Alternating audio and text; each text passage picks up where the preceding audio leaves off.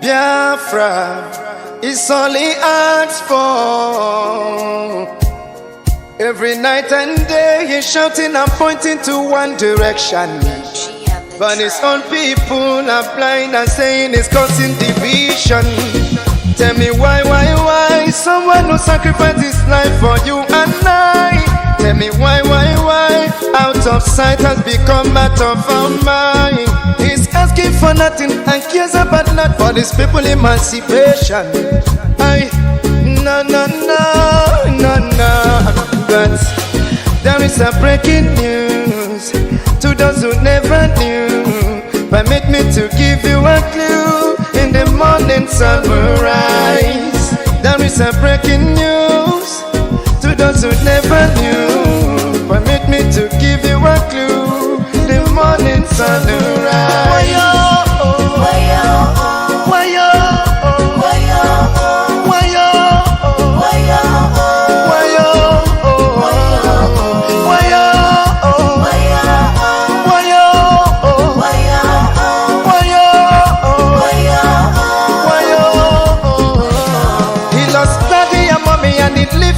He doesn't care about nothing and abandon his family. Oh. Take your time and think what he's going through. He doesn't want to give up but to protect you. Even when they throw him African choo-choo. Oh no, oh. Freedom they cannot now.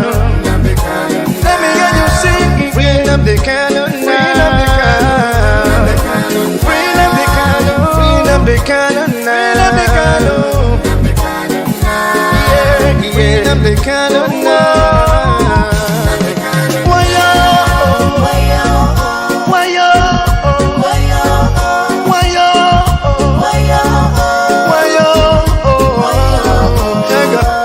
You hate him because of envy. We love him, he's one and only. We follow him because he's ready to die for the freedom of his people. Whatever he said is a prophecy. Take it on, you live it, let you believe. He's so fanatical and ever ready to die for the freedom of his people. There is a breaking news to those who never knew. Permit me to give you a clue. In the morning sun will rise. There is a breaking news to those who never knew. Permit me to give you a clue. The morning sun will rise. Freedom they cannot now. Freedom they cannot now. Freedom they cannot now. Freedom they cannot now. Freedom they cannot now.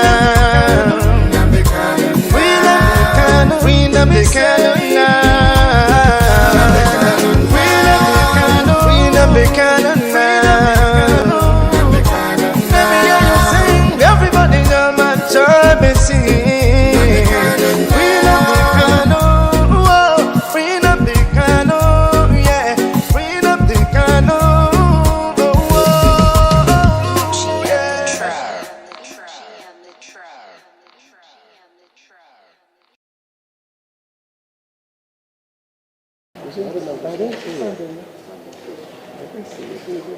Did I call me before the off sleep and found I didn't see the person. I don't listen to them.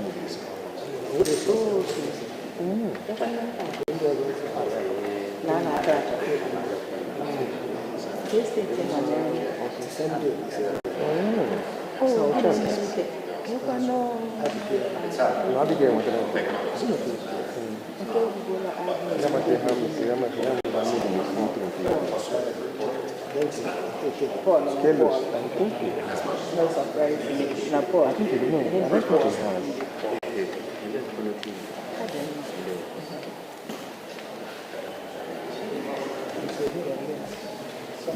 Yeah, Kilo always there. That means they miss you.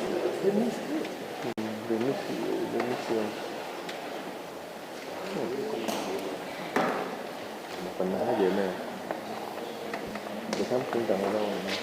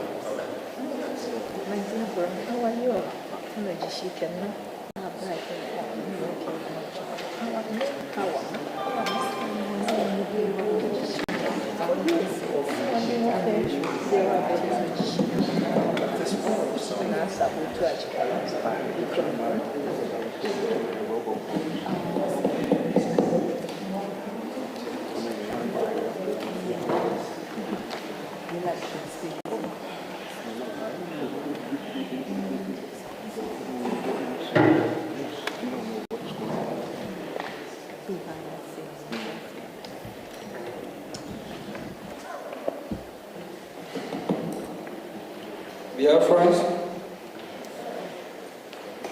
am I coming out? Yes.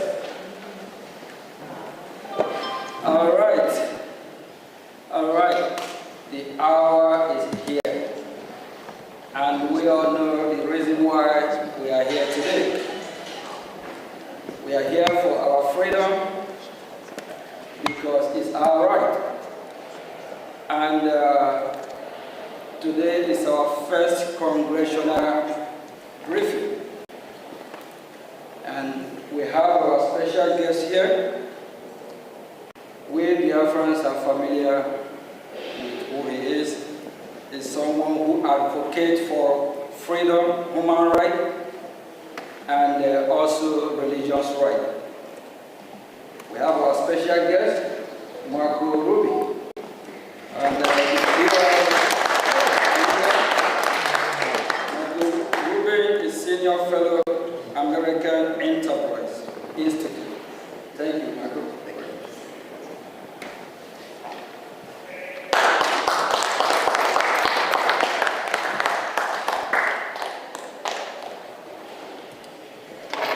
Thank you very much, Mr. Acting Prime Minister. I don't need, first of all, it's good to see Biafra represented so well in Washington, D.C. Unlike in Nigeria, and unlike in Finland, we're not going to arrest dissidents.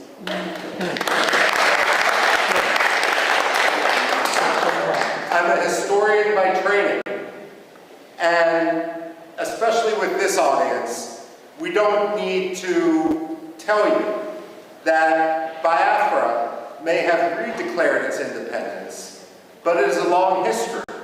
And if we count the maps that European merchants, geographers, and other travelers made dating back to the 17th century, then Biafra is actually older than the United States of America. We're not talking about a so-called secession. We're talking about decolonization. And when we look at Africa today, we must recognize that the problem of colonialism is no longer based in London and in Paris. It's based in places like Abuja and Lagos. The fact of the matter is, and for that matter, Yaoundé as well, the fact of the matter is that we are witnessing a second wave of decolonization in Africa right now.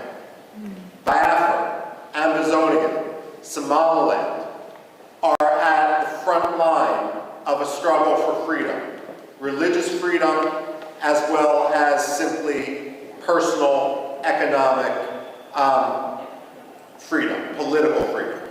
The fact of the matter is, though, when we talk about that front line of colonialism, Biafra, Amazonia, Somaliland, we're also talking about a response to genocide. The fact of the matter is, when we look at the modern history of Biafra, and we see some of the key figures represented on this podium, and it's so appropriate that we're sitting here in a room dedicated to Veterans Affairs, to honor the veterans of the Biafra struggle. The fact of the matter is that they did not start the struggle for Biafran rights.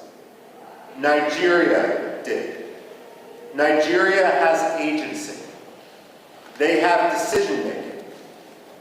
No one forced Nigeria to undertake the pogroms of 1966. That was a decision that was made in Lagos. And what we have seen, the struggle for freedom in Biafra, is a natural response to the repression, which is now more than 60 years old inside Nigeria, especially with regard to Biafra. Now, we can talk about genocide, and unfortunately, what has occurred in Biafra from in the late 1960s and so forth isn't the only case of genocide that the 20th century has seen. But what makes the history and the recognition of the Biafran genocide so important is this. When the Jews suffered the Holocaust, Germany afterwards acknowledged the Holocaust. The ideology that led to Nazism became stigmatized. Yes, there are still Nazis today, but it is an ideology which is outside the realm of acceptable belief. The problem with genocide denial isn't simply a denial of fact, a denial of history. But when you don't acknowledge the genocide, then what you're actually doing is throwing a life raft to the ideology upon which that genocide occurred. So when you have someone like the late Muhammadu Buhari, whose hands were covered in blood from the events of the Biafra genocide, rise to the presidency of Nigeria without anyone acknowledging his role, that simply perpetrates and legitimizes that genocide. Now, when it comes to genocide denial, I also have this to say. When people debate foreign policy in the United States, one of the progressive slogans that we hear time and time again is no blood for oil. Well, I have a message for Alexander Stubb. No genocide for oil. Finland has been a disgrace. Stubb has kowtowed to Turkey at the expense of the Kurds, at the expense of other dissidents, for the sake of getting Turkey to lift its de facto veto for Finland's NATO membership. Now he's kowtowing to the Nigerian government by arresting Simon Ekpa for the sole reason of advocating against genocide and of providing, frankly, at this point, the only reasonable way forward given the actions of the Nigerian state. Now, we can't engage in wishful thinking, and unfortunately that has been the problem in the United States.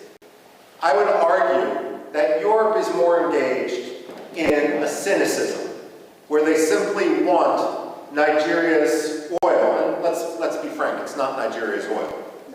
It's Biafra's oil, the Delta region and so forth. The fact of the matter is they feel it's easier to have a relationship with a dictator, and they're going to look the other way. Never let the Europeans pretend that they stand as a representative of human rights when they act in such a cynical, racist, and way that is so contrary to life, liberty, justice, freedom, political rights. The fact of the matter is the Europeans need to be called out each and every day for that. Finland, especially. Now, I would go so far as saying Finland doesn't deserve the plaudits that so many people, Amnesty International, Human Rights Watch, tend to ascribe to Scandinavian powers. I would today argue that through its actions behind the scenes, by laundering the Nigerian government by allowing, by cynically using this mantle which it had developed over decades as a protector of human rights, that Finland has become one of the most cynical promoters of human rights abuses, on par with Russia, with China, and with others. The only difference is Russia and China are much more open about what they're doing. Finland thinks they can have it both ways. Now, when it comes to the United States, however, the United States isn't blameless. We have two problems here. The first is the problem of the American perception of history. Whether you're Republican, whether you're Democrat, I don't care. And the fact of the matter is Biafra, like Cyprus, like India, should be a bipartisan cause. There's nothing partisan about freedom and liberty. And I say that as someone who personally is a Republican, but I was a Congressional Black Caucus Foundation fellow, working for the late Congressman Bill Gray, who was a Democrat. So I say this not just as wishful thinking, but someone who truly believes in the importance of principle and its triumph over cynical partisanship.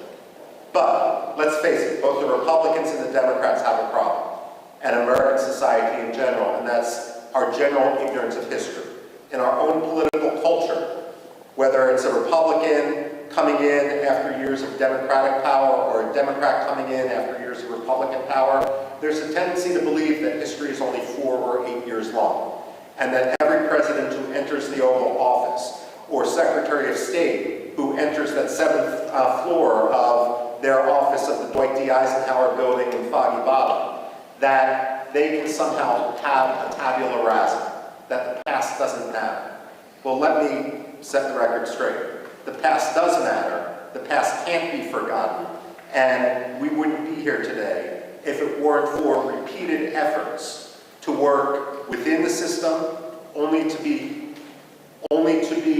crushed by Nigerian corruption, Nigerian dictatorship, and Nigerian cynicism.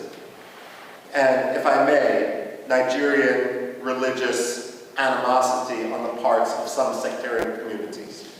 Now, one problem, of course, is then that U.S. historical ignorance, and this is where it's so important for the Biafrans to really rally, to meet with Democrats, to meet with Republicans, not to meet and spend all those times meeting with those who agree with you, but actually concentrating their efforts on those who disagree. The fact of the matter is, Americans need an education in history, and they need an education in history quickly, because the price of American ignorance is going to be tragedy and more killings in Biafra. Now, that's one problem. The other problem is a tendency of the United States to engage in wishful thinking. There are 2 types of ambassadors that the State Department sends abroad. And I'm not talking about professional ambassadors, civil service, foreign service versus political appointees. There's some good political appointees, there's some bad political appointees, and the same thing is true with the professional foreign service. But among ambassadors, however they get their job, there's 2 general styles. One style, and we've seen this too often in Nigeria, and I can name other places where we've seen this, the Democratic Republic of Congo, Somalia as well, takes an ambassador, and that ambassador believes that the best way to represent American interests is to ingratiate themselves to a dictator, to have zero tension with that dictator, and that oftentimes means amplifying that dictator's propaganda, his rhetoric, to his face. Well, the State Department should realize and should recognize that dictators have no shortage of sycophants. It shouldn't be the job of American ambassadors to join the sycophants. George Shultz, the Reagan-era Secretary of State, was famous when a new ambassador was appointed. He would bring them up to his office, which was an elegant room, not unlike this which we're standing in the U.S. Congress. And he had a big globe next to his desk. And he would always ask the ambassador appointee, point to your country on the globe. And if they pointed to Nigeria, or they pointed to France, or they pointed to Burma, or they pointed to Pakistan, God help them, he would point to the United States and say, this is your country. You never forget it. When we send ambassadors abroad, their job should be to speak truth to power. It shouldn't be to kowtow to a dictator. And if that means calling out Nigeria for its abuses in Biafra, for its abuses of religious freedom, so be it. It may mean you're not going to get invited as the ambassador to this reception or that state dinner. Well, that's the price of being an ambassador and being truthful. Your job isn't to make a dictator feel good. It's to promote American interests as a U.S. ambassador. And one of the top American interests is religious freedom. The reason why religious freedom should be such a top priority is it really is the canary in the coal mine. It really is the metric by which to see whether a dictator's rhetoric and actions meet. When former Secretary of State Antony Blinken went to Nigeria and he met with the late Muhammadu Buhari, and he removed Nigeria from the religious freedom watch list, that was wishful thinking. It didn't make Nigeria a better place. It didn't stop the killings in Biafra. It didn't stop the killings elsewhere in Nigeria. All it did was signal to the Nigerian government that they could quite literally get away with murder. Wishful thinking has a consequence. The United States also needs not to believe its own spin and not to try to force, cynically use the Biafran issue to advance its other causes. So, for example, I don't know how many times I've talked to people who are partial to the Nigerian government in the United States and will accept the Nigerian lies. And they will say that what we see happening in the Southeast has nothing to do with religious hatred, with religious intolerance on the part of the Nigerian government. It's all about climate change.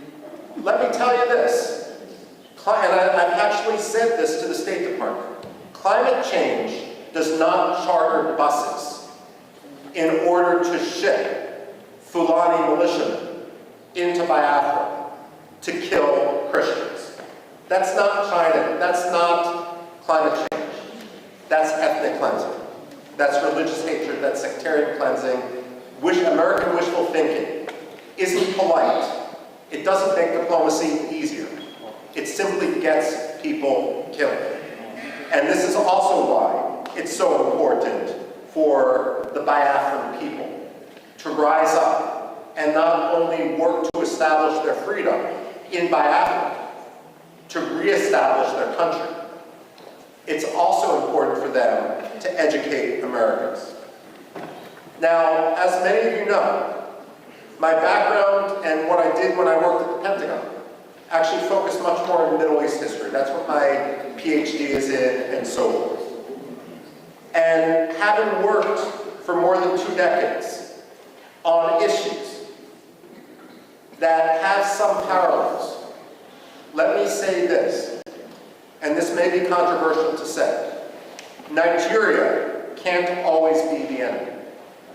And the reason I say this is, while Biafra must be free, there can be no compromise on it.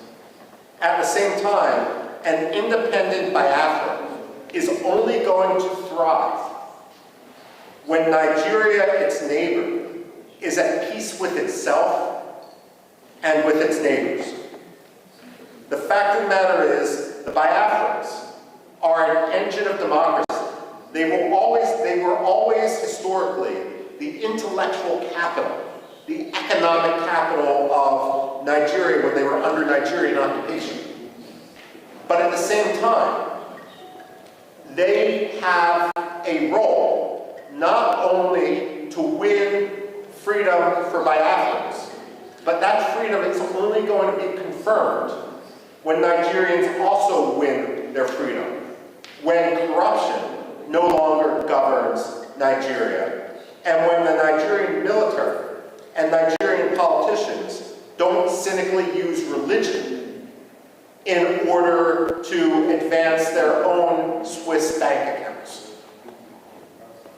This is important, and this is a conversation, for example, it's understandable that you focus on Biafra, but this is an example which I've had conversations in the past with Iraqi presidents and prime ministers and Kurdish presidents and prime ministers, and there's a recognition, despite the century-long struggle of the Kurds, the so-called largest people without a nation, to win their freedom, to win their independence.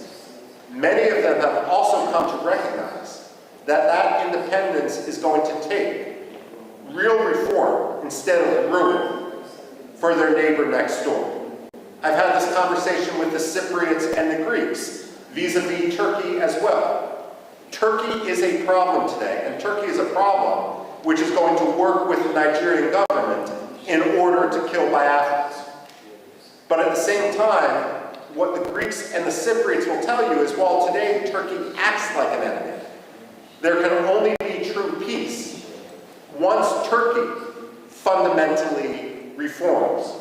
And so it's important when you speak and when you advocate for your cause, not only to promote the freedom for Biafra, but to argue and to recognize that Biafran freedom is going to be symbiotic. It's going to bring stability to the region. Biafra is going to be a model, not only for Biafra, it's going to be a model for Nigeria, so that Nigeria can get its act together, even as Nigeria heads towards the precipice.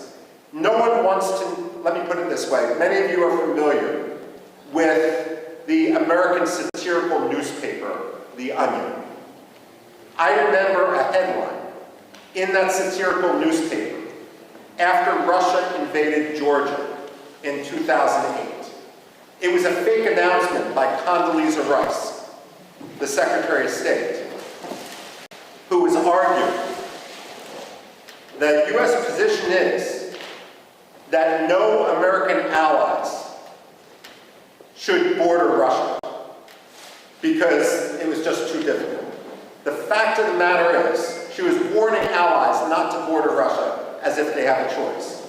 The fact of the matter is, it's in no one's interest.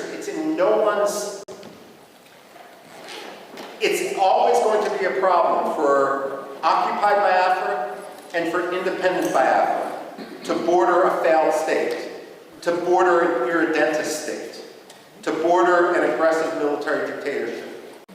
Independent Biafra is going to need to recognize that as Nigeria fails, and let's face it, today it's a failing state. It's a building, it's a 10-story building that's ridden with termites. The fact of the matter is that every military leader inside Nigeria is going to try to distract their own Nigerian public by trying to whip up a frenzy against Biafra. So on one hand, you need to be prepared for that. And you recognize this because this is your history. But on the other hand, if there can be fundamental reform in Nigeria, then ultimately you will thrive and be the most prosperous country in Africa. Now, the other point I need to make, and this is not for the people here, but some of the people abroad, is that when you talk to Americans, especially non-Biafran Americans like myself, like congressmen and so forth, I am honored here to be with the acting prime minister. I hope someday to be with the non-acting prime minister, Simon Ekpa, as well, if he's ever sprung from his Finnish dungeon. But the fact of the matter is, as an American, as someone who obviously has no Nigerian heritage, it's not my job or my concern to decide who the leader of Biafra is.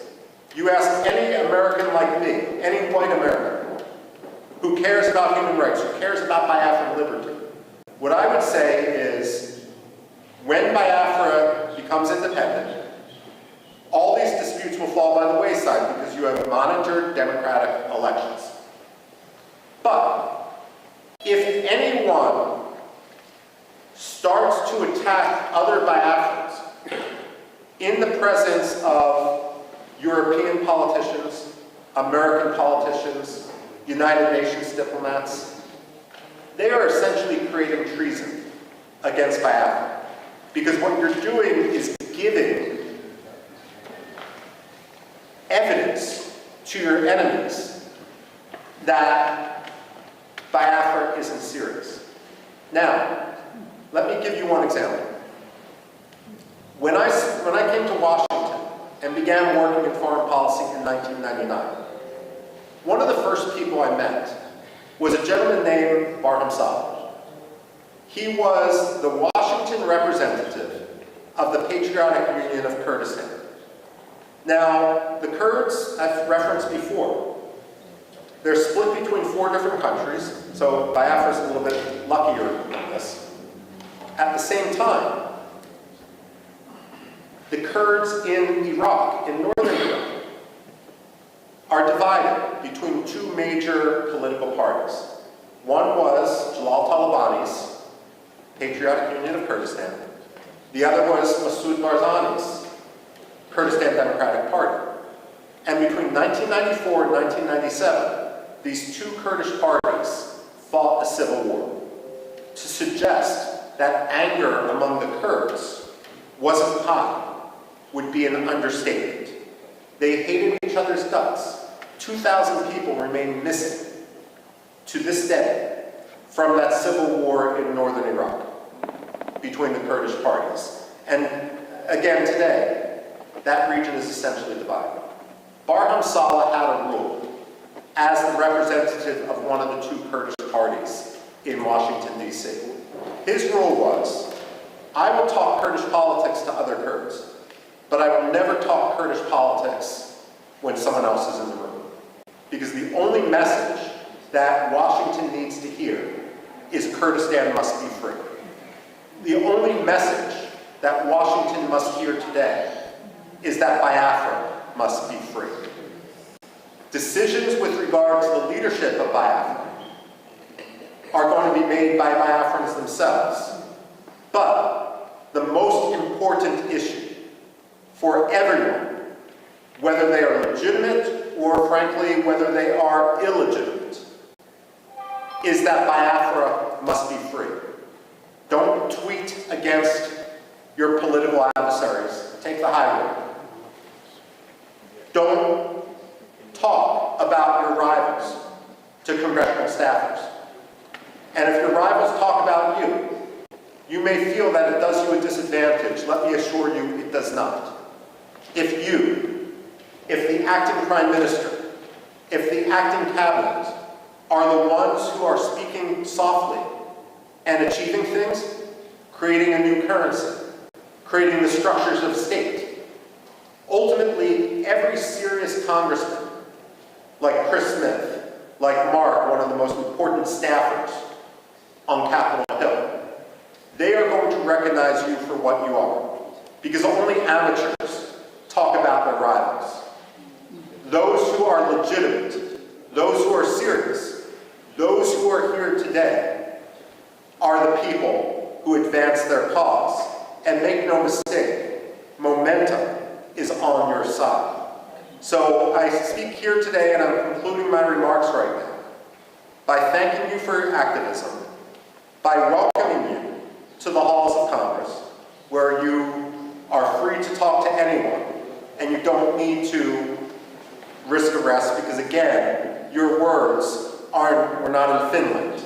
We don't have to talk about the Helsinki standard.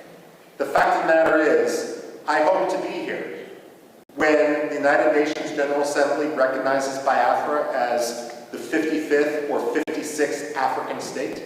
And I have absolutely no doubt that I turn the floor back over to the acting prime minister.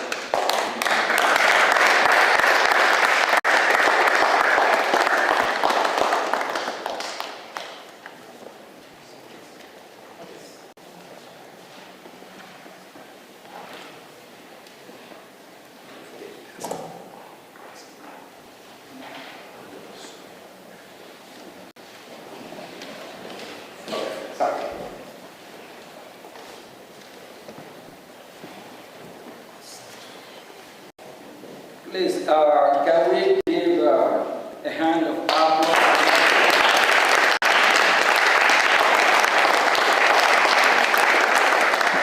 He is a true friend of humanity, not just Biafra. He fights for me, he fights for you, he fights for the global community.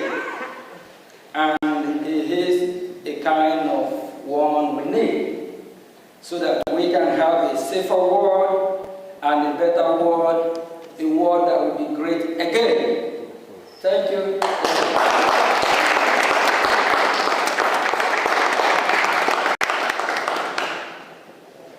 My name is Loge Chukunkere, Biafra Republic Government Acting Prime Minister. I'm here acting on behalf of His Excellency Mazi Simon Edward. As we are fighting for our freedom, we are making history and we tell our story to the world. And this is the first Biafra Congressional briefing. I know that Nigeria is taking. If I tell you, you won't believe. Nigerian government, they protest to stop this hearing. They protest. They have not started protesting. Thank you all for being here today. Thank you. It is an honor to speak today during this historical congressional briefing on Biafra, the first in modern times. I want to thank Michael Rubin, which we are just giving hand of applause now before, of the American Enterprise Institute for his unwavering support and friendship to the Biafran people. Today, I will provide a broad overview of Biafra issue for all those watching. Nigeria is oil-rich country. When we say Nigeria, it's Biafran oil. Marco just on his speech, he made it clear. It's Biafran oil. And a continent power in Africa. It is a multi-ethnic, multi-language, and multi-religious country with a population of about over 200 million people. There are three major ethnic groups: the Igbo, the Yoruba, and the Hausa Fulani, and 250 other smaller ethnic groups. The Hausa Fulani are predominantly Muslim and live in the northern Sahara of part of Nigeria. The Yoruba who live in the southwest are split almost even between Muslim and Christian. The Igbos, along with related tribes, whom we refer to as Biafras, the interface of this submission, inhabit the southeast part of Nigeria, which is Biafra, and we are no longer Nigeria. We don't identify ourselves as Nigeria. We are Biafra.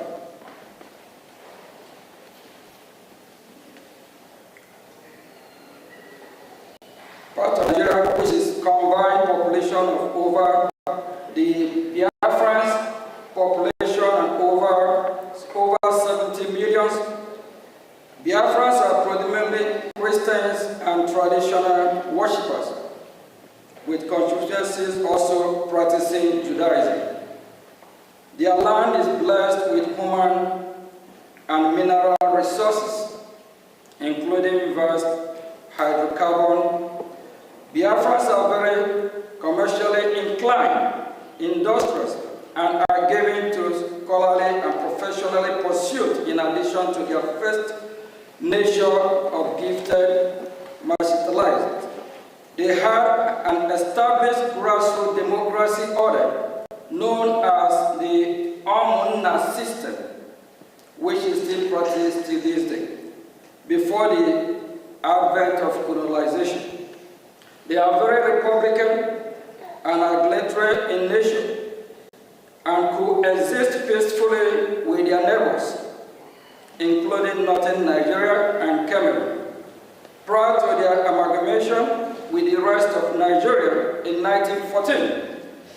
Biafra then, there was no single massacre of Biafrans anywhere in pre-amalgamation in the so-called Nigeria. This is noteworthy. The first start of this program that was levied on Biafrans, particularly the Igbos, among them happened in 1948 in northern Nigeria, where Biafrans were, without any justification, massacred just for being Biafran or merely looking like one, pivoting on false narrative of the so-called Igbo coup, an Igbo plot to dominate Nigeria.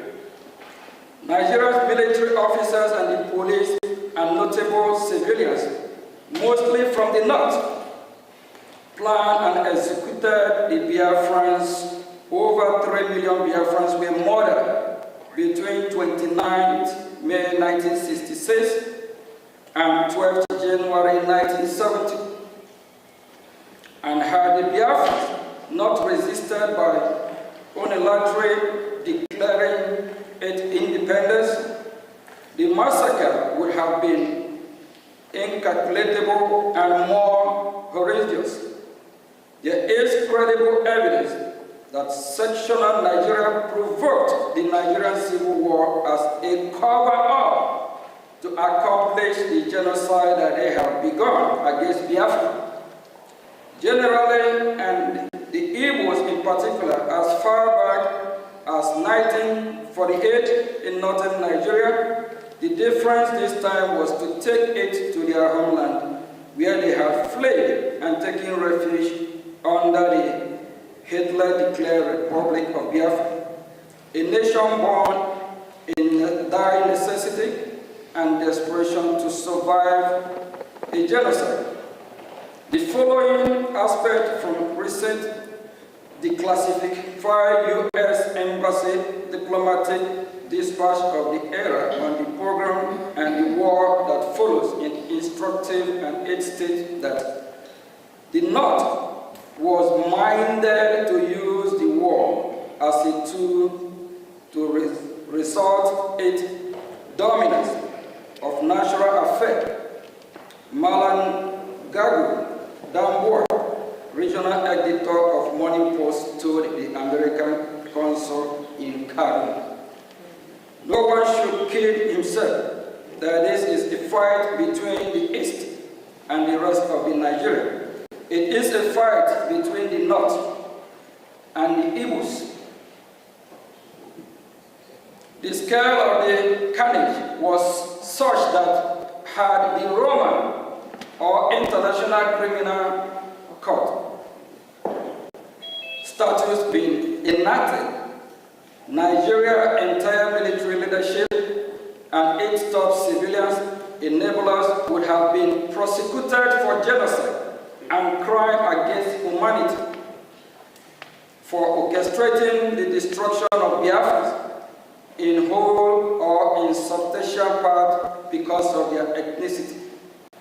And to make it worse, those that oversaw the genocide and their natural political successor continue to control Nigeria and thus ensure that no accountability was exacted for a crime of such shocking scale.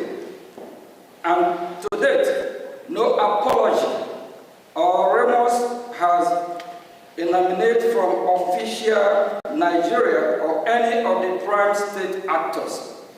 It is this state of affairs and the post-war political suppression of Biafra that grandfathered the insurgency of Biafra agitation in recent times.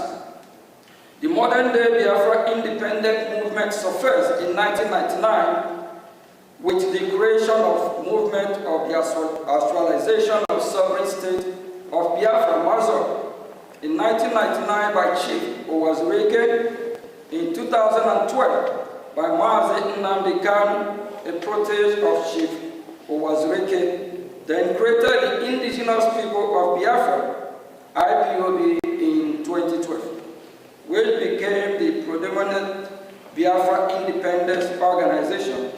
Post-war agitation for Biafra and support for IPOB accelerated in late 2015 when former President Muhammad Buhari systematically embarked on widespread anti-Igbo policies, coupled with his open toleration of Fulani Islamic terror that was breaching the northern reach of the Igbo land.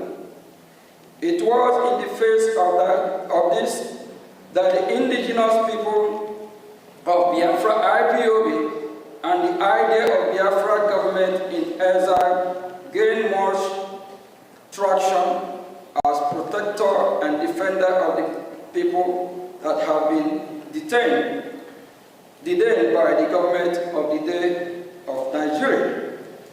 It is to be noted that virtually all of us present at the vanguard of pursuing for Biafra were born after Nigerian Civil War ended in 1970. So in our renewed quest for Biafra, we are not driven by any sense of personal loss of the war, revenge or bitterness, but by instead a sense that our people are being mistreated badly and are vigorously in again becoming the victim of another crippled genocide.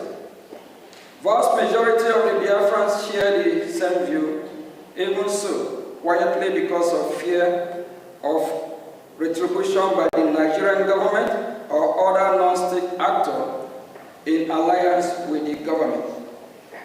Amnesty International reports that since the advent of the former Buhari administration in 2015, Nigerian insecurity forces have killed more than thousands of Biafrans and wounded many more while they held peaceful protests against the killing and for self-determination. Amnesty International says that many of those pro-Biafra protesters were shot and killed in their sleep, and others while they gathered in churches to pray.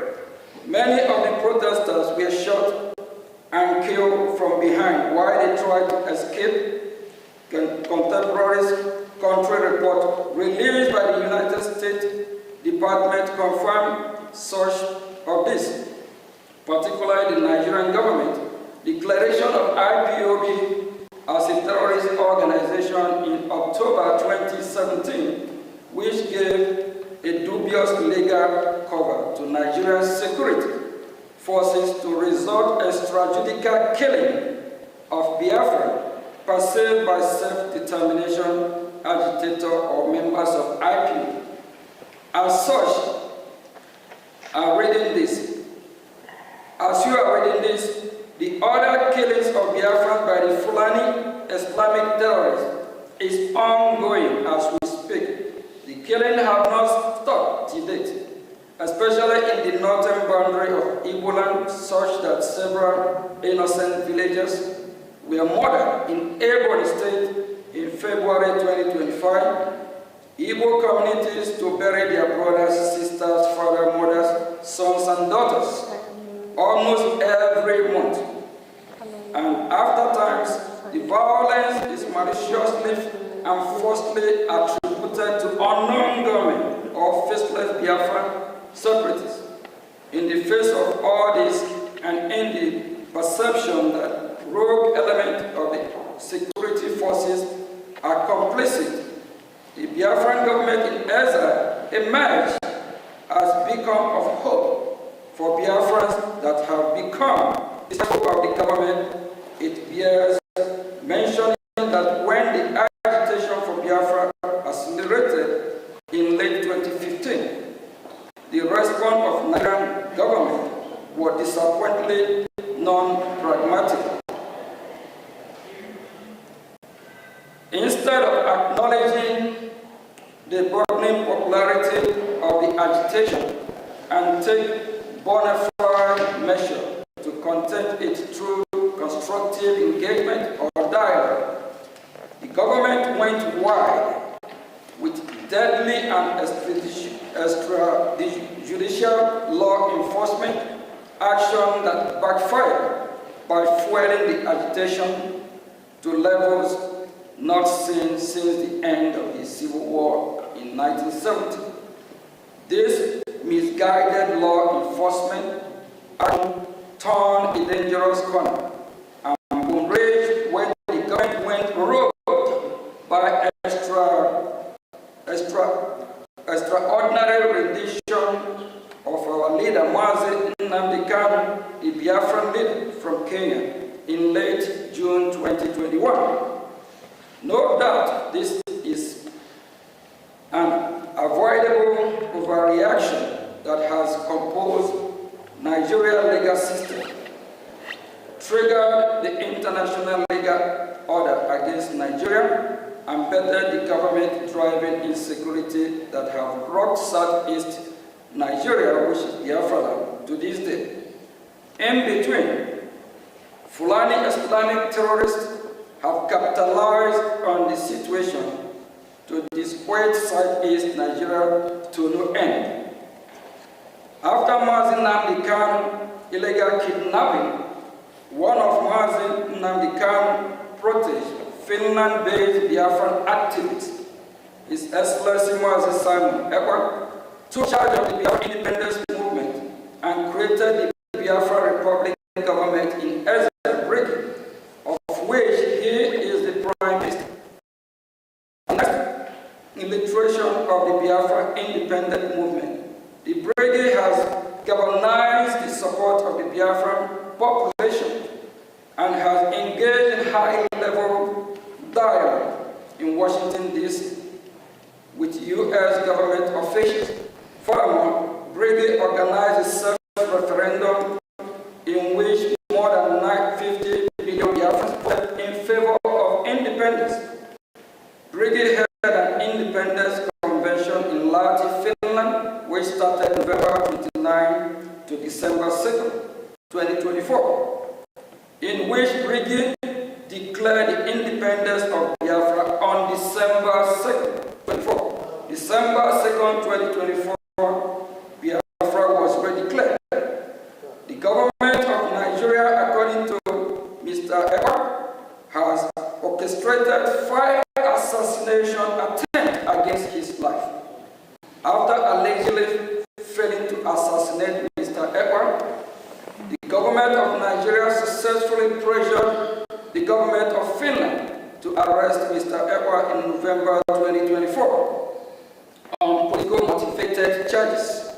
The government of Finland then issued an indictment against Mr. Ekpa, as well as subsequent conviction, which demonstrates the political nature of the persecution at the instigation of government of Nigeria. The indictment by Finland, issued in May of 2025, alleged that Mr. Ekpa participated and supported a terrorist organization, even though pro-Biafra organizations are not designated as terrorist group in Finland or anywhere in the European Union. In fact, the only country in the world where pro-Biafra organization the only country in the world where pro-Biafra organization was designated is in Nigeria.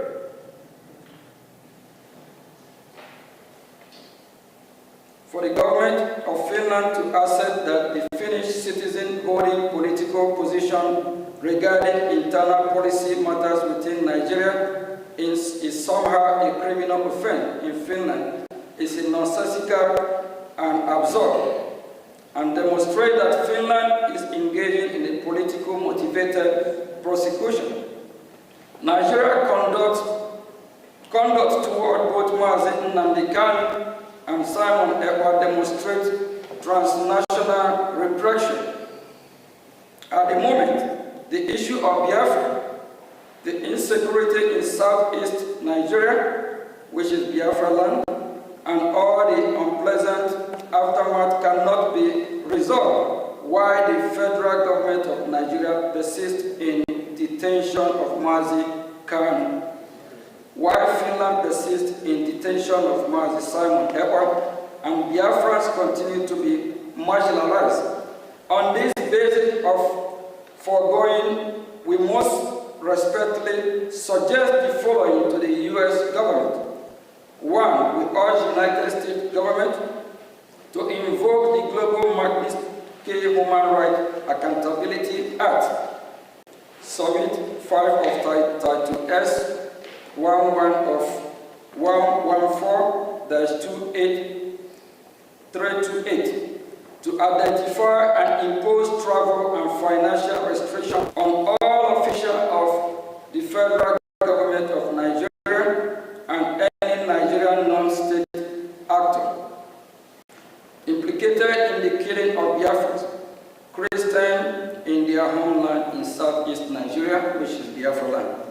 We urge the United States government, including through targeted sanction and or tariff, to pressure the government of Nigeria to release Mazi Nnamdi Kanu and allow him a safe passage out of Nigeria.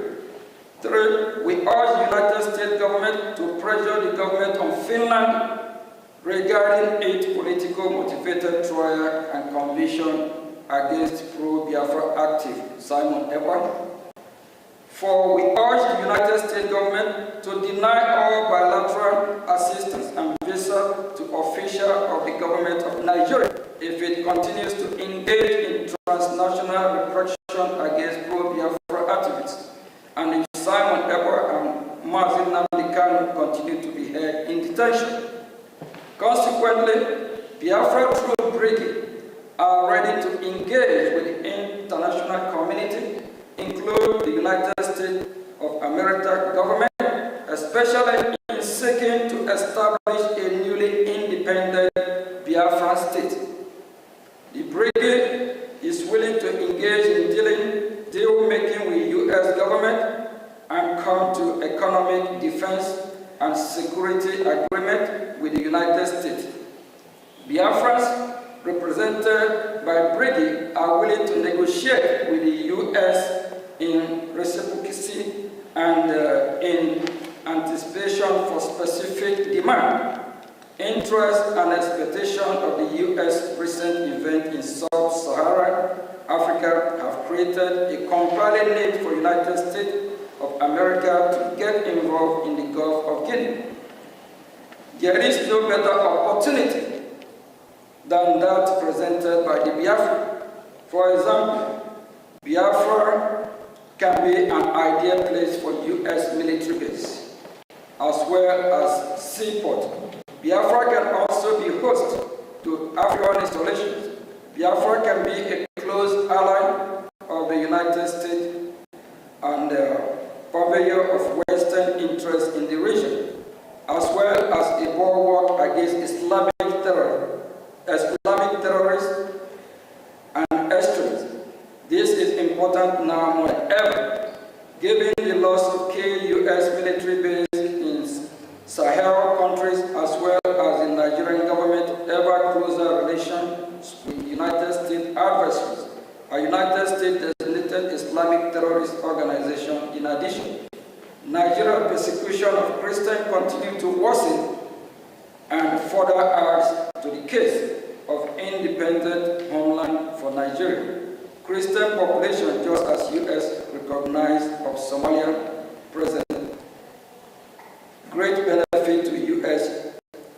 strategic interest in East Africa. Similarly, Biafra can present opportunities along similar lines for the U.S. in West Africa. We hope today's historical briefing will provide a precedent for further diplomatic engagement. And before I say thank you, we believe that we have sent our message, and we are damn serious for our freedom. We'll continue fighting our freedom right,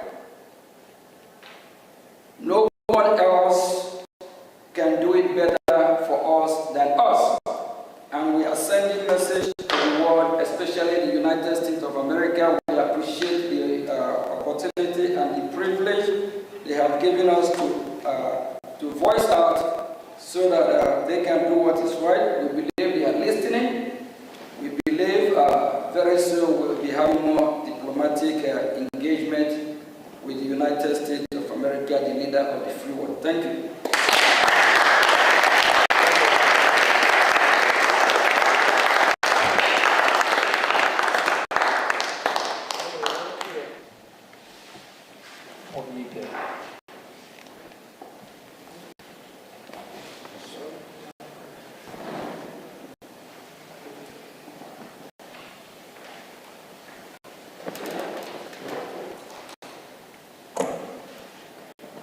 All right, we're going to be having some question and answer, and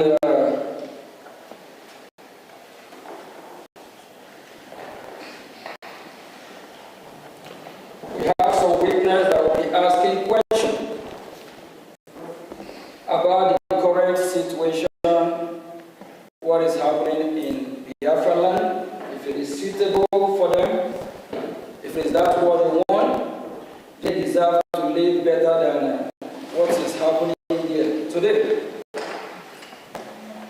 We are glad to be here, and this is the beginning of our hearing in Washington, D.C.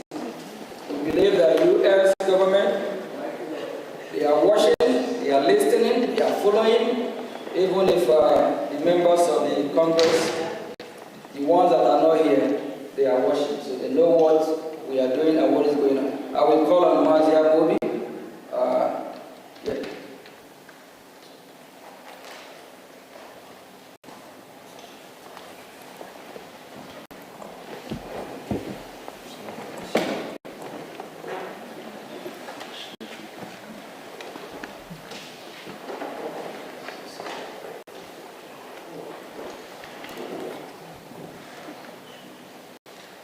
Greetings, everyone.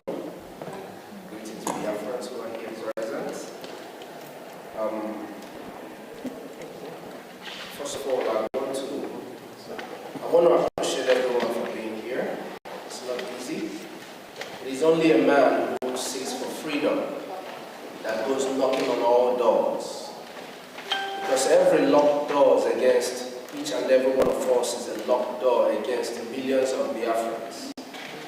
Especially millions of Biafrans, yourself, myself, who are witnesses, and over 50 million people who gave the British government their vote for a self-referendum conducted in Finland. It conducted back home and ratified in Finland by over 517 Biafrans. So I appreciate each and every one of you who are here. And we thank the United States Congress for giving us this opportunity, for calling us to hear our voice at this time. It is of utmost importance that the Biafran people in general speak up now to stop the killing, to help the world, to help those who cannot speak for themselves, and the entirety of the people who live in the geographical location known as Nigeria, to regain their freedom. The freedom that we seek today is not just for the Biafran people, but for over 230 million people who exist in a place where they are all in a cave.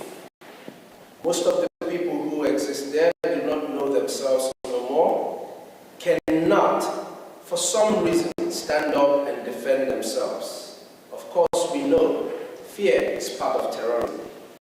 With me here are fellow Biafrans who are witnesses to the ongoing genocide in my land, Biafra. The ongoing genocide is a continuation of 1967 to 70, as we all have heard the acting Prime Minister of Brady speak to us who are Biafrans and to the rest of the world who are listening. So I would like to ask my brothers and my sisters a few questions, so that in their own words, they can explain to the rest of the world, those who are watching, and to the congressmen and women who have given us this opportunity, who I'm sure would hear everything that we are saying here today, either today or tomorrow or in the nearest future. And whatever we say here will help them make decisions quick and act fast to save lives of Biafra, to save lives of women, children, and even unborn. Because in our case, we lose children in the mother's wombs due to Nigerian terrorism. Now, first of all, I would like to call on my sister, who is a witness, Love Akobondo.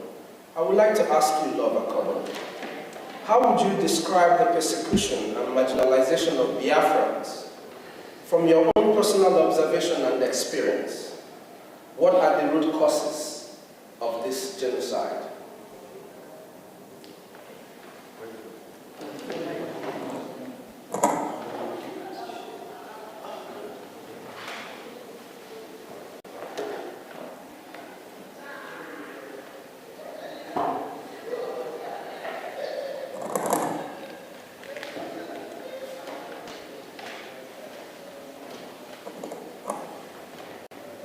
Hello, Biafrans.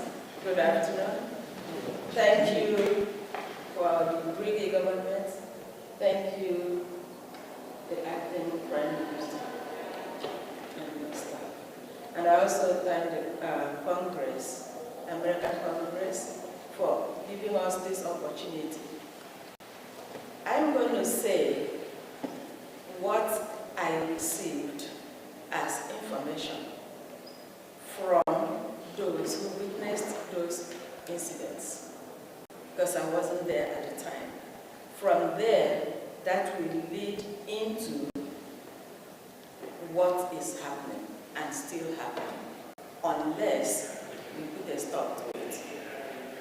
You see, the marginalization has a long-standing history, stemming from the so-called colonization. From the time those people showed up in the shores of Biafra, the Bight of Biafra, there hasn't been peace. Each time they bring up a situation that is not acceptable to our people, the Biafrans, we object it because we already had democracy before they showed up. We were living in organized society in every ramification before they showed up. So when they showed up and want to alter who we are, change us to benefit them, we said no. Instead of dialoguing with us, they come up with aggression. This has been going on through the Edumegu warriors after the fall of our kingdom.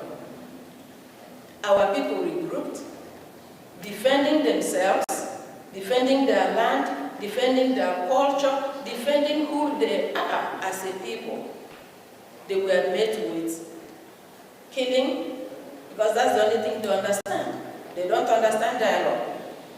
From there, it moved to the time of taxation that was totally unacceptable, and our great-grandmothers came up to protest, simple protest.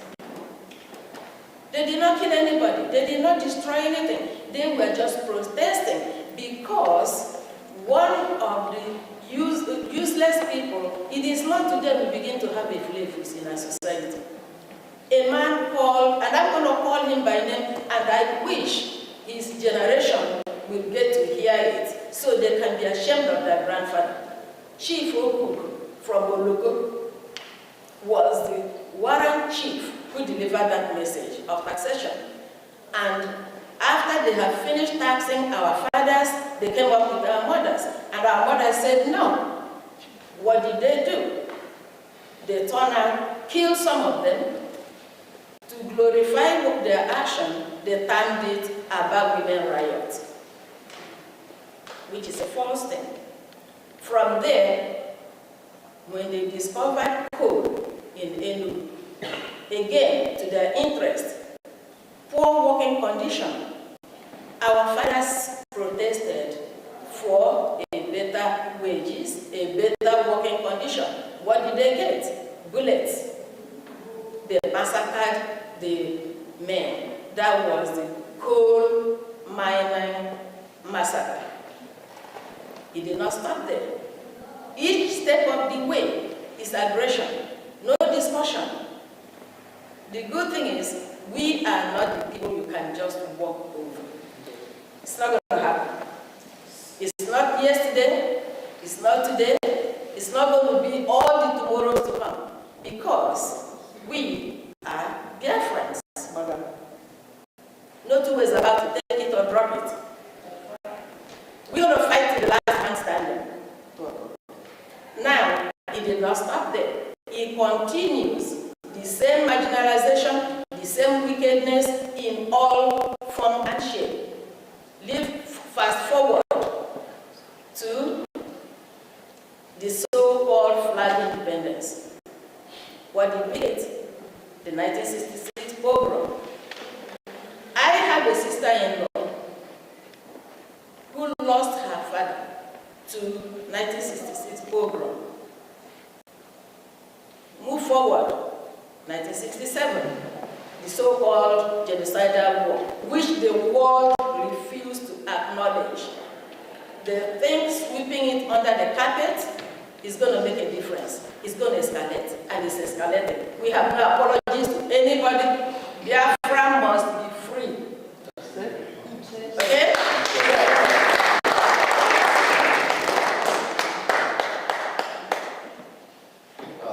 Thank you so much, my sister Love.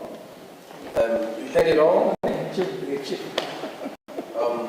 Now, I will ask another question to another sister of mine, Ms. Nonyechime Chimasari. We know how the United States government categorizes certain countries as state-sponsored. How do you rank Nigeria given their killing of Biafrans? And should the U.S. government designate Nigeria as a state sponsor of terror?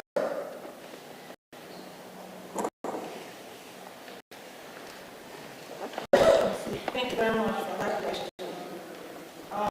First of all, I just want to thank Honorables Kim Moran and Elias Terasulis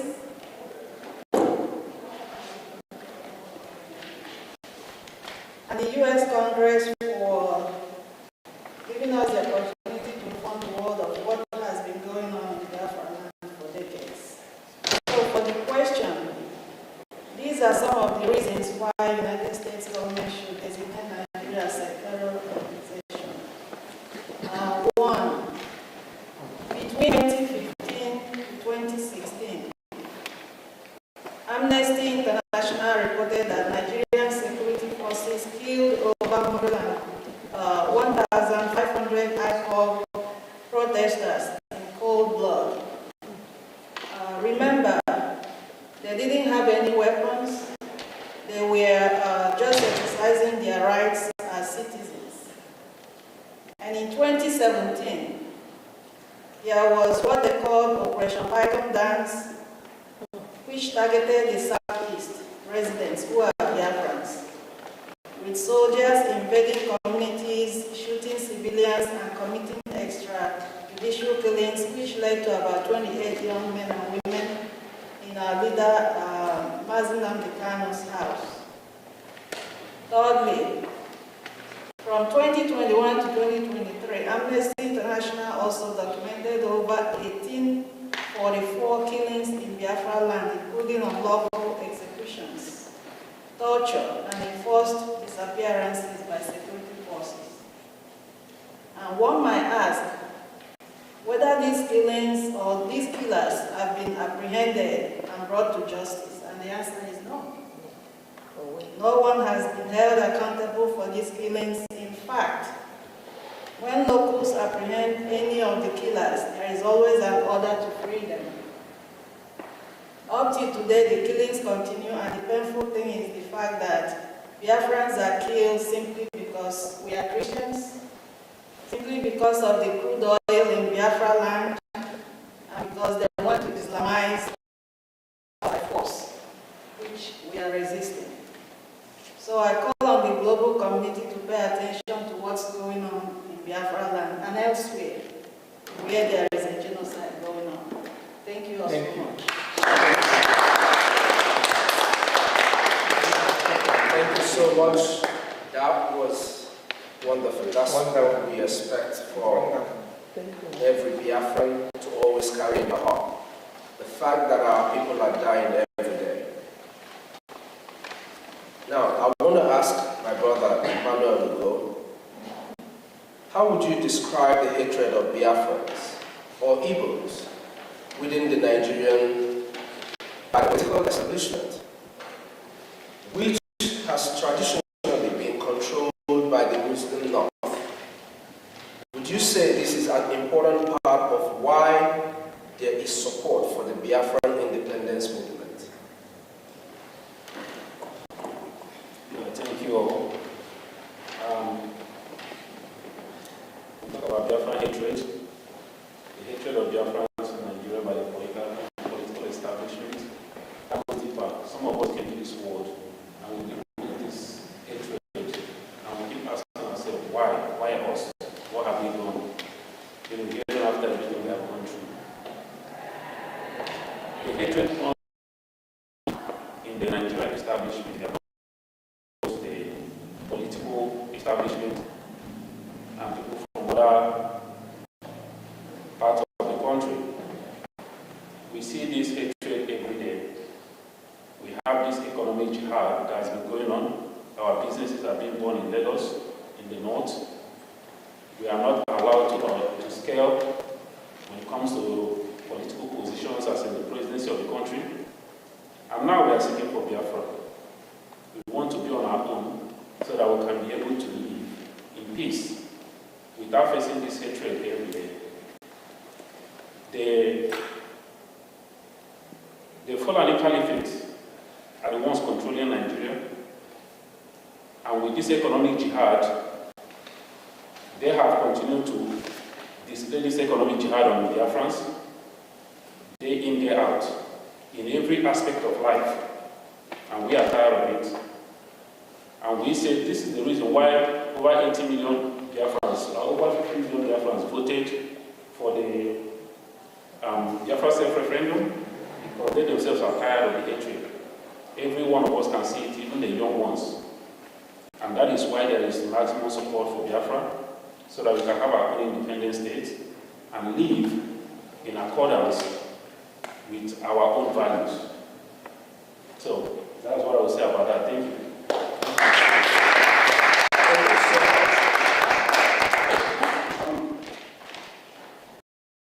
My brother Chima John, for those amongst you who lived during the first Biafran Civil War, it's called a civil war. We know it's a genocidal war against the Biafran people, 1967 to 1970. Please describe your experience. I know you might not know. I know you have people who have told you stories. I see you're very much younger than 1967. So describe your experience and how you would compare the Biafran independence movement in the 1960s compared to now, and what do you wish the United States government to do regarding the issues of Biafra? Thank you very much. Thank you very much. And I want to thank the U.S. Congress for the opportunity that we have today to be at the Capitol for this hearing regarding Biafra. Some of us were not born in the war, but we have heard, we have read about all the atrocities that happened against Biafrans and against the Igbos during the war. We saw that Biafra land was completely destroyed by the Nigerian state in collusion with its Western allies and the Muslims. They destroyed schools, they destroyed the infrastructure. And while we're growing up, every part of Nigeria was designated as educational district. And these are places where no bombs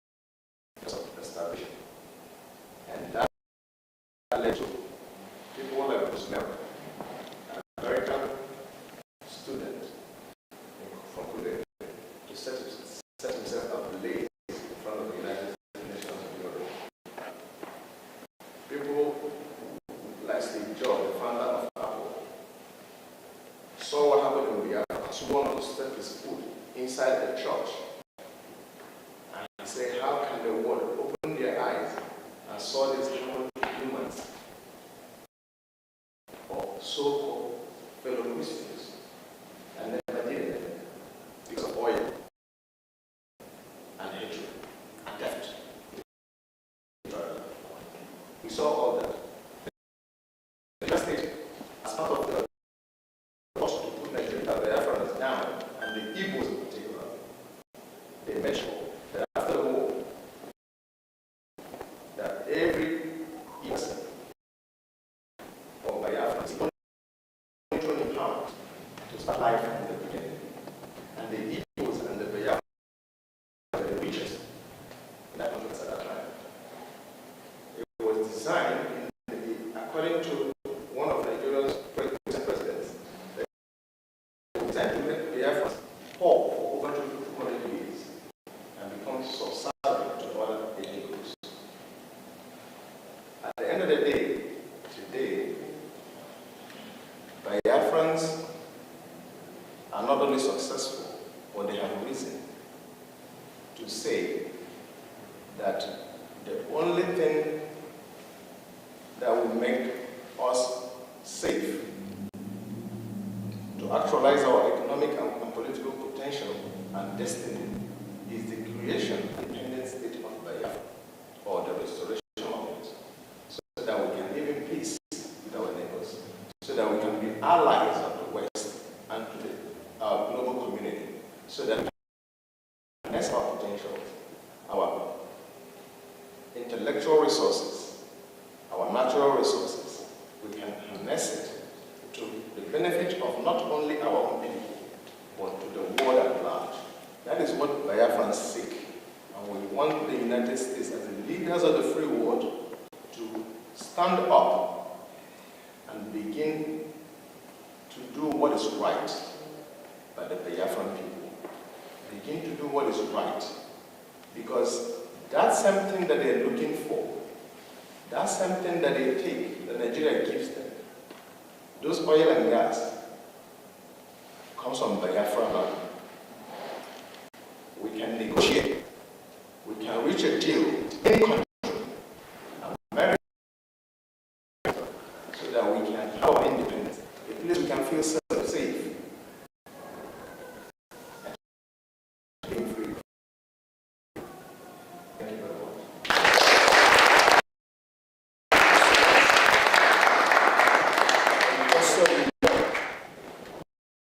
My mother served in the Red Cross during the war, and my father was equally a soldier during that war. So, just like himself, and like many of us here, have so many stories of what happened and why we need to be free. It's not just for the resources, but for our children to be able to see tomorrow. Now, I call on my brother, our brother, Mazikelo Israel. Mazikelo Israel, please, as we are in the Capitol Hill building, to the United States Congress, and to everyone who cares to listen to the Biafra people, I'd like to ask, what would you recommend, or what would be your recommendation to the United States government to hold Nigeria accountable and to assist Biafra? Thank you very much, Honorable. First of all, let me thank our great friends, Elias Rasolas, and of course, Honorable Dr. Michael Rubin, who spoke earlier on, and Ogen Kerry, who has been leading this struggle since our leaders have been incarcerated. I'm talking about Simon Ebba and Nandekam. And I want to thank the U.S. Congress for allowing us this opportunity to come here. Again, they are demonstrating that they are the leader of the free world, as against other nations where they don't want to talk about this. As our Honorable Michael Rubin has said, we are arrest you. And so we are here requesting that U.S. government to come and stop the killings that is going on in Nigeria. We are talking about the genocide that happened 1966 to 1970. Right now, that happened mainly in the southeast. Right now, the entire Nigerian state is a killing zone. It rivals what happened during the Civil War. And so we are pleading with the U.S. Congress to come to us quickly, not to delay, by doing these following things: to officially recognize the genocide of 1966 to 1970, which has continued up to today. As our Honorable Minister said, Michael Rubin said, because those who committed the genocide have not been charged, instead they seem to have congratulated by lifting them from to be the presidents of that place. This has empowered them to continue with the genocide. So we are pleading with the U.S. government to live up to their moral standards as the free world leader, to come immediately to this aid of Biafrans. We are also pleading with the U.S. government to condemn immediately, because that will save life, condemn immediately the abuses that is going on there, which is quite obvious. It's not hidden. You have terrorists that are being recognized, giving a peace deal, while those that are speaking the truth to save the country from the killings that is going on are being incarcerated, like Mazen and Kano and Simon Eber. Just yesterday, they agreed on a plea deal with terrorists, a peace deal, and they are walking free. We are asking the U.S. government to invoke the Global Magnitsky Act, identify all those criminals. The Canadian government have declared the political organizations in Nigeria as terrorist organizations. We're asking the U.S. government to go further, identify the individuals themselves, and invoke them and put heavy sanctions on them. That is what we're asking. To further what the Canadian government has already done. We are asking the U.S. government to demand, with immediate effect, to the release of Nnamdi Kanu, a man that has been even acquitted in some of the courts in that Federal Republic of Nigeria. Several courts have discharged him and acquitted him, and in fact requested that the government compensate him. Outside UN have already also requested that he be released immediately.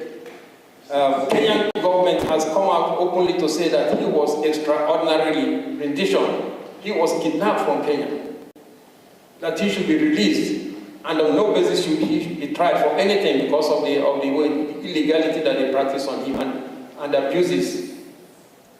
Yet, Nnamdi Kanu is still in prison. Even recently, he asked for him to be allowed to visit the hospital, to go for a hospital treatment, and they rejected it. They rejected that he would not go to the hospital. So we are asking the U.S. Congress to act immediately. We need urgent help. We also ask U.S. Congress to pressure Finland to release Simon Eber. He was doing nothing other than he was worried seeing the decimation of his people. Okay? But that's the only thing we are asking, to pressure Finland government to release Simon Eber.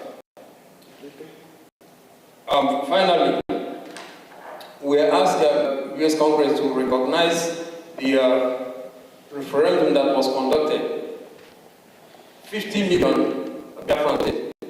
If that is not acceptable, then how to help us organize a UN acceptable referendum for Biafrans, and to show that demonstrate that Biafrans are really in need to be freed.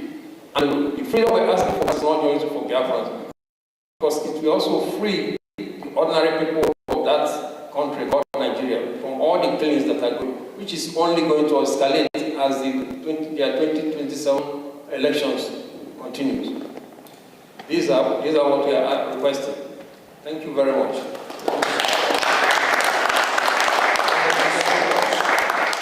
Just to add one single thing to what he said, something that is very dear to me. I really wish that the United States Congress and the United States government would help us pressure Nigeria. I would like for the genocide that took the life of over 5 million of my people to be recognized. If today we speak about the Holocaust, there is no reason why we shouldn't speak about the death of over 5 million Biafrans. Thank you very much.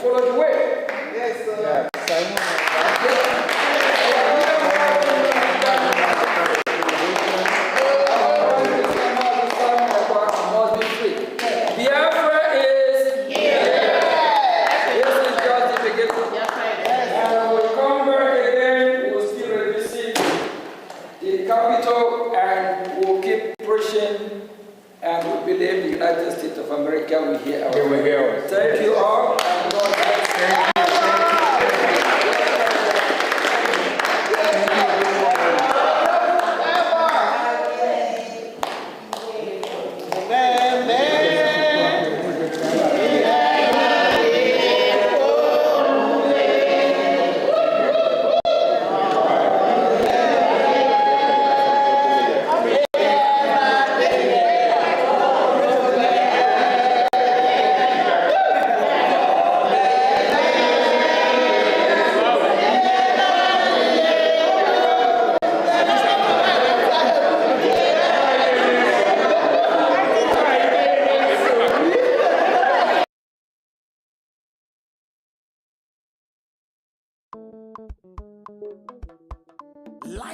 a process.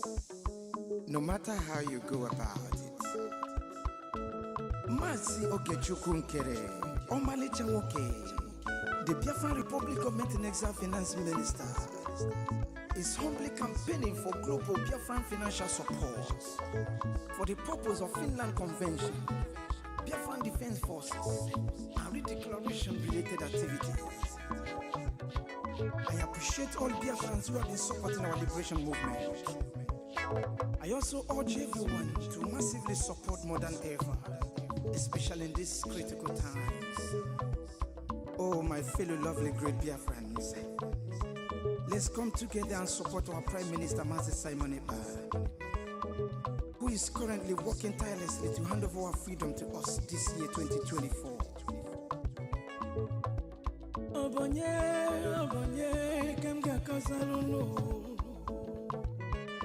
Freedom is coming, yeah, yeah. Yo, yo, yo, yo, yo. Masi Okechukwu Nkere. Salute every Biafran especially. Yeah, yeah. Okechukwu kama. Okechukwu kaina yo no no no no no. Okechukwu kama. Onyamana gidi gidi bakulo munu. Okechukwu kama. Welu didi chukwu kasebele. Okechukwu kama. Okechukwu kama. Si Okechukwu Nkere nekelunu. Okechukwu kama. Okechukwu kaina yo no no to. Okechukwu kama.